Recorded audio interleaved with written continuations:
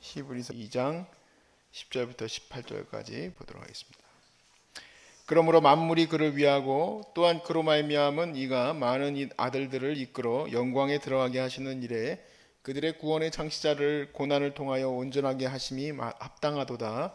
거룩하게 하시는 이와 거룩하게 함을 입은 자들이 다 한 근원에서 난지라. 그러므로 형제라 부르시기를 부끄러워하지 아니하시고 이르시되 내가 주의 이름을 내 형제들에게 선포하고 내가 주를 교회 중에서 찬송하리라 하셨으며 또다시 내가 그를 의지하리라 하시고 또다시 볼지어다 나와 및 하나님께서 내게 주신 자녀라 하셨으니 자녀들은 혈과 육에 속하였음에 그도 또한 같은 모양으로 혈과 육을 함께 지니심은 죽음을 통하여 죽음의 세력을 잡은 자 곧 마귀를 멸하시며 또 죽기를 무서워함으로 한평생 매여 종로를 타는 모든 자들을 놓아주려 하심이니 이는 확실히 천사들을 붙들어 주려 하심이 아니요 오직 아브라함의 자손을 붙들어 주려 하심이라. 그러므로 그가 범사의 형제들과 같이 되심이 마땅하도다. 이는 하나님의 일에 자비하고 신실한 대제사장이 되어 백성의 죄를 속량하려 하심이라. 그가 시험을 받아 고난을 당하셨은즉 시험 받는 자들을 능히 도우실 수 있느니라. 아멘. 예전에 어머니가 힘드셨을 때 이렇게 간증을 좀 하셨던 것을 여러분들 들으셨을 겁니다. 그때 이제 자살까지 이제 생각을 하고 택시기사에게 아무 강의나 좀 데려다 달라고 이렇게 얘기를 했을 때 이 택시기사가 교회에 다니시는 분이어서 딱 보고 이거 뭔가 심상치 않구나 해서 서울부터 여기 가평에 있는 기도원으로 이제 데려다 줬죠. 무료로. 야, 그것만 받았어도 한 10만 원은 받았을 텐데. 근데 무료로 데려다 주고 이제 그분은 이제 화이팅 하고 이제 갔죠. 근데 그때 제가 감사한 게 있었어요. 야, 그때 만약에 어머니가 진짜 돌아가셨으면 나는 지금 이 사역을 감당할 수 있었을까? 택시기사한테도 감사하고 그때 어머니에게 특별히 찾아와 주셔서 환상 가운데 예수님을 볼 수 있게 해주신 것도 너무 감사하고 저는 지금까지 한 번도 환상을 본 적이 없어요. 그런데 보여주셨으니 얼마나 감사해요. 그때가 안 보여주셨으면 아마 어떻게 됐을지도 모르죠. 제가 그런 생각을 했어요. 지금은 뭐 이리저리 불려다니시고 뭐 강사도 하시고 많은 노숙인들도 돕고 또 아마노들도 돕고 하는 일들을 하지만 그때 당시에는 나이도 어릴 뿐만 아니라 개척교회 목사 3호로 정말 안으로는 아버지한테 그냥 시달림 당하고 또 저한테도 시달림 당하고 또 교회에서는 또 교회 성도들한테 시달림 당하고 정신적으로는 가난해서 여러 가지 정말 교회적인 재정과 어려움을 다 이고 가야 하는 그런 어려운 개척교회, 작은 교회 사모였는데 그럼에도 불구하고 그녀에게 나타나 주시는 게 얼마나 감사할까. 우리는 물론 당연히 나타나 주시겠지 생각을 하지만 오늘 이 말씀을 준비하면서 제가 생각을 했었던 그 왕이신 하나님, 정말 우리의 구주이신 예수 그리스도께서 어떻게 나 같은 이 미련한 이 못난 죄인에게도 찾아와 주실까. 그게 정말 너무 감사하더라고요. 그리고 이렇게 얘기하셨죠. 예수님이 발을 보여주시면서 피 범벅되신 발을 보여주시면서 너는 피 흘리기까지 고난받지는 않았지 않느냐. 그래서 거기서 이제 회개하고 주님 일을 다시 감당할 수 있는 힘을 얻게 됐었어요. 제가 제일 안타까워하는 게요. 이단들이 제일 안타까워요. 자기 열심으로 뭔가 이렇게 할 수밖에 없는 그러한 사람들. 호평에 가면 꼭 그런 사람들 있거든요. 또 여기 앞에서도 막 일부러 청소하는 그런 모습들 보여주고 하는 것들을 보게 되는데 기독교보다 뭐 더 선한 일을 잘한다 뭐 그런 걸 보여주려고 하는 건지는 잘 모르겠습니다만은 우리 예수 믿는 사람들이 정말 복된 거예요. 왜냐면은 우리 예수님을 온전히 붙들 수 있게 된 것, 그분이 어떤 분이신지 확실히 알 수 있게 된 것이 우리에게 큰 은혜입니다. 그들에게 예수님은 찾아올 수 없어요.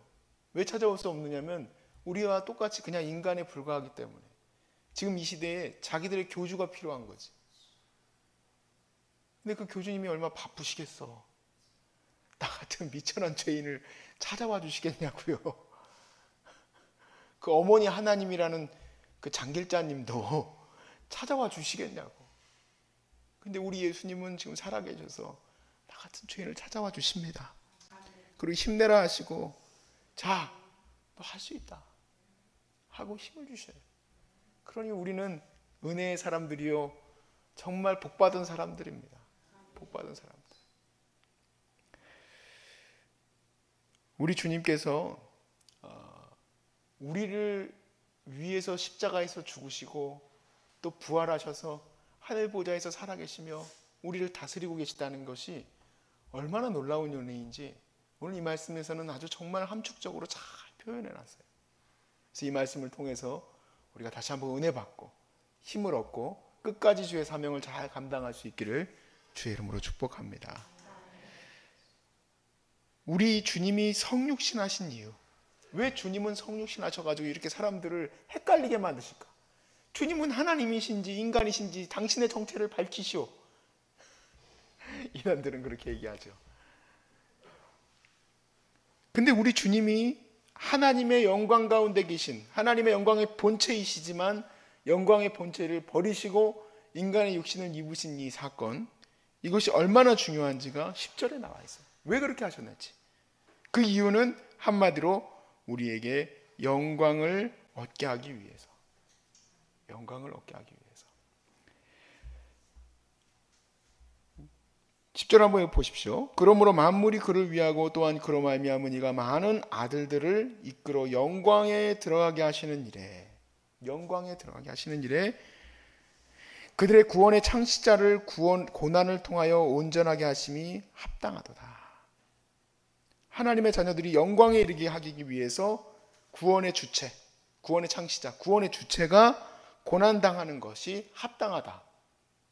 그래서 성육신 하신 것이다. 근데 저는 그냥 그러려니 하고 늘 넘어가던 이 말씀이, 야, 이번에 준비할 때는 왜 이렇게 마음에 와닿는지. 구원의 주체자가 뭐하러 고난받느냐는 얘기예요. 딱 가이드라인을 딱 켜놓고, 야, 너 왜 거기서 믿음을 떨어뜨렸냐? 너 탈락. 너 잘하다가 거기서 또 탈락. 또 너 여기서 탈락. 아무도 가이드라인에 들어올 수가 없어. 이렇게 딱 서가지고 들어오라고 하면은 다 들어와 하고 있으면은 누가 들어갈 수 있느냐는 얘기예요. 누가 영광에. 그러니까 우리 주님이 우리 같은 이런 부족한 죄인들이 그 구원의 영광의 은혜를 입게 하기 위해서 성육신 하셨다는 얘기예요. 고난받으심이 합당하다. 그러니까 전혀 달라지는 거예요. 우리는 이게 예수님이 왕이시기 때문에 정말 저 끝자락 보이지도 않는 높은 보좌에 계시는 왕, 그게 아니라 우리와 동일하게 함께 하시고자 하는 우리의 친구로 부르시기를 기뻐하신 분이에요. 그래서 11절 말씀에 이렇게 서술합니다. 거룩하게 하시는 이와, 이 놀라운 말씀이죠. 거룩하게 하시는 이는 예수님이에요. 근데 거룩하게 함을 입은 자들이 다 한 근원에서 난지라. 그러므로 형제라 부르시기를 부끄러워하지 아니하셨다. 한 근원에서 나셨다. 이 말씀은 우리가 믿음으로 말미암아 요한복음 1장에서 뭐라고 그럽니까? 우리가 믿음으로 말미암아 믿는 자들에게 하나님의 자녀가 되는 권세를 주셨다 그랬어요.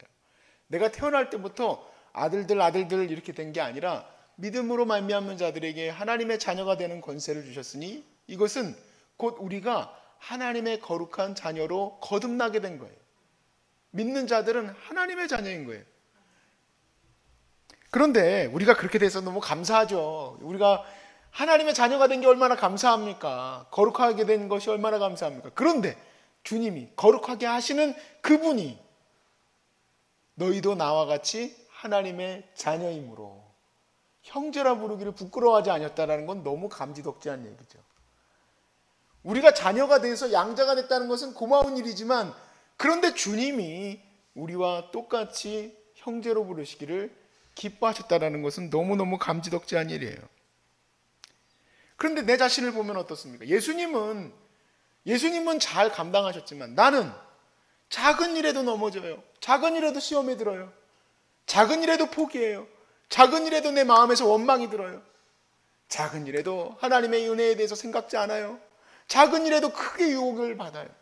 그런 내가 무슨 예수님의 형제라 부를 수 있으며 예수님과 동일하게 어떻게 그 선상에 놓일 수 있겠냐는 얘기예요. 어떻게 내가 영광의 그 자리 앞에, 우리가 오늘 찬양을 했습니다만 의의 면류관 찬양을 했지만 그게 얼마나 부끄러운 찬양입니까? 무슨 내가 나 같은 인간이 의의 면류관이에요. 의의 면류관은 저기 어디서 개털본 거진 않아 쓰고 구원받아서 감사합니다 하고 있어야지. 어디 뭐 정말 주기철 목사님 같은 분이나 이렇게 좀 의의 면류관 받으시면 감사한 거지. 나 같은 사람은 그냥 내 욕심대로 살다가 남들 피해도 안 끼쳤으면 좋겠는데 또 살다 보니까 피해도 끼치고, 그렇게 살다가 주님께서 예수님의 보혈로 구원받게 하셨으니 그냥 개털봉건이나 쓰고 그냥 기죽고 앉아 있어야 되는데 나를 부끄럽게 않게 생각하신다는 게 말이 됩니까?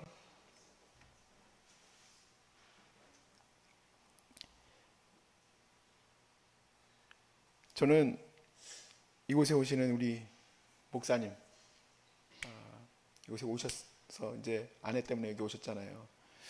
근데 이 목사님 처음 들어오실 때 다음 날 또 와서 저한테 부탁하신 게 주일날 혹시 자기를 대신해서 잠깐 봐줄 수 있는 사람이 있겠느냐.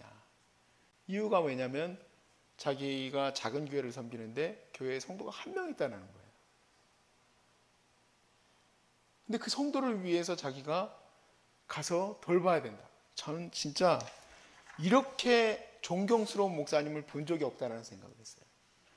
여기 사역하면서 제가 교만한 마음이 하나 들어온 게, 목사님, 선교사님 막 이렇게 이런 분들이 생각보다 우리 성도님들보다 못할 때가 이렇게 좀 보이는 거예요. 그러면은 이거 다 필요 없다. 사자 붙여봐야 소용없다. 그럴 때도 있었었는데 이분은 정말 진짜 제가 큰 절을 3번 하고 싶더라고요. 4번, 5번이라도 더 하고 싶어요. 너무 대단하시다 생각했어요. 그랬는데 제가 지난 주일날 사모님이 이제 병원에 가시게 돼가지고 우리 이제 애들은 다 보내놓고 저 혼자 이제 원병원에 갔어요. 가가지고 어떻게 감염된 거 어떤지 이제 여쭤보려고 갔더니 어떻게 얘기하다가 보니까, 왜냐면 이제 그날 주일날은 그분이 못 가셨거든요. 병원에 가셔서. 이제 어려웠던 상황을 또 얘기를 하시는데요. 그냥 존경스러운 걸로 그냥 끝낼 얘기가 아니었구나. 그냥 그건 하나의 그냥 소설처럼 내 머릿속에서 만든 거고 실제의 삶은 너무너무 힘들고 어려운 거구나. 그분이 이런 얘기를 해요. 정말 하나님, 내 아내와 저를 오늘 당장 데려가 주십시오라고 얘기를 했대요. 하나님께. 너무 힘들어서.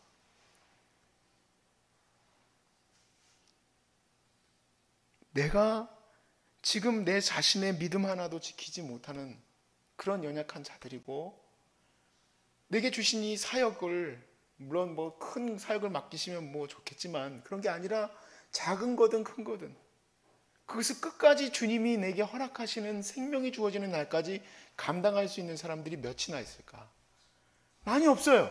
근데 그런 사람들을 하나님이 어떻게 들어서 다시 또 세워주시고 다시 또 세워주실까?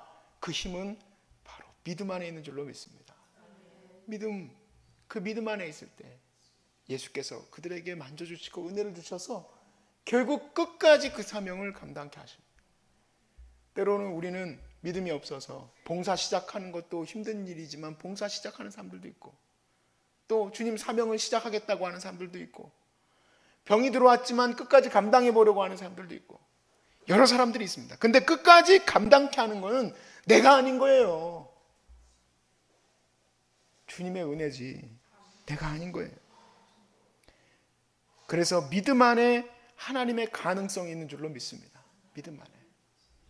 12절 말씀에 이르시되 내가 주의 이름을 내 형제들에게 선포하고 내가 주를 교회 중에서 찬송하리라 하셨습니다. 우리 주님이 이 교회라는 것이, 여러분과 제가 교회 아닙니까? 한번 보세요. 얼마나 연약한지. 이 안에서 우리 아버지의 영광을 제일 잘 아시는 예수님이 찬양할 수 있겠습니까? 높일 수 있겠습니까? 불가능해요. 이 일을 하시는 것에 대해서 이렇게 얘기하세요. 13절 말씀에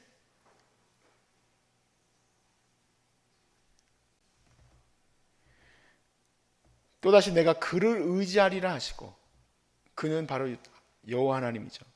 하나님만 의지하겠다. 즉 우리와 같이 성육신하신 예수님이 굳이 자기 자신이 하셔도 되는 일을 왜 아버지께 모든 것을 의지하고 하시려고 했을까요? 왜냐하면 믿음으로 할 수 있음을 보여주시는 거예요. 믿음으로 오병이어의 기적도 일어나는 것을 보여주셨기 때문에 저희 소중한 사람들이 IT 사역이 시작될 수 있었어요.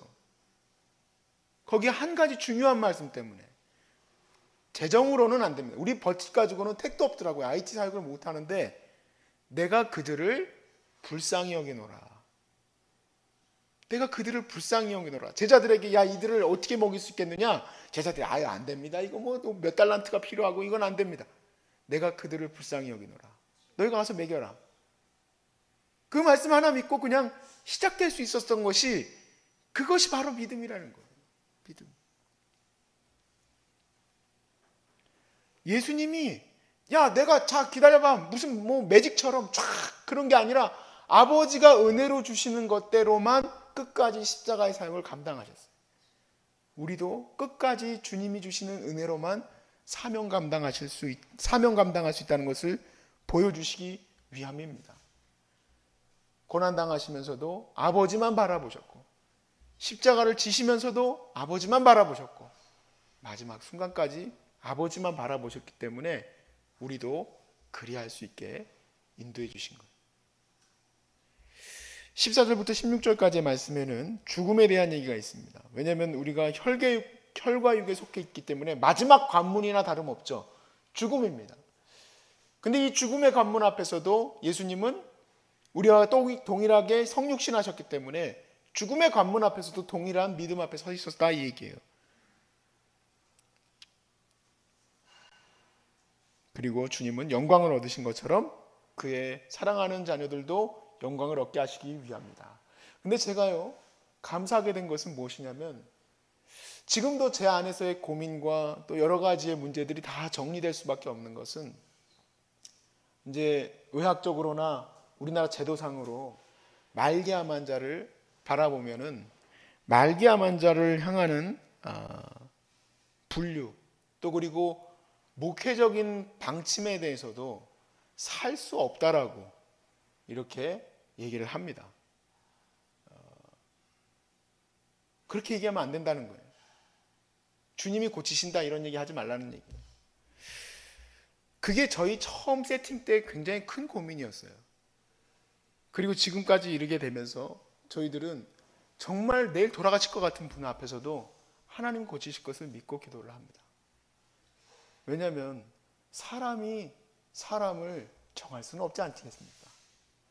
하나님은 놀라운 기적과 은혜를 베풀어 주시기도 하시고 또는 데려가시기도 하셔요. 그런데 중요한 게 하나 있다는 것을 알게 됐습니다. 뭐냐면 자기를 데려가시든 안 데려가시든 끝까지 주님을 찬양하고 예배하는 자들이에요. 여러분, 우리에게 승리는 병이 나아서 건강하게 다른 데 막 돌아다니면서 뛰어다니는 게 그게 승리가 아닙니다. 진짜 승리는 우리를 어디로 인도하시든 끝까지 여호와 하나님을 찬양하고 예배하는 것인 줄로 믿습니다. 그것을 할 수 있게 하는 것은 믿음밖에 없어요. 믿음밖에 없어요.